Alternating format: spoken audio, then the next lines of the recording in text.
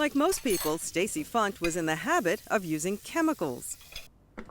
To wash her dishes, clean her laundry, her counters and floors, and even cook and store her food. Then this doctor and mother of two learned about plastics that have been linked to asthma and hormone disruption.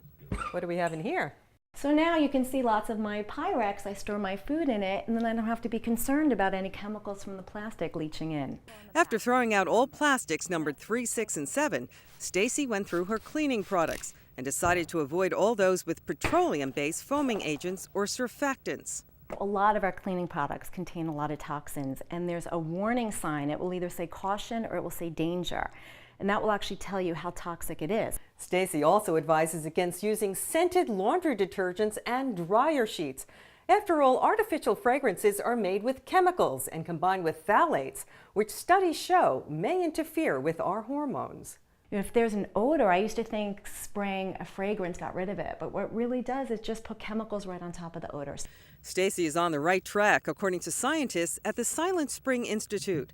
They say studies show there are at least a dozen chemicals we should banish from our homes. You can read about them on my blog or Long Island Naturally's Facebook page. It's not an all or none. It's about, in general, what am I creating in my home and how can I reduce the overall exposure? In Huntington, I'm Mary Musi, News 12, Long Island.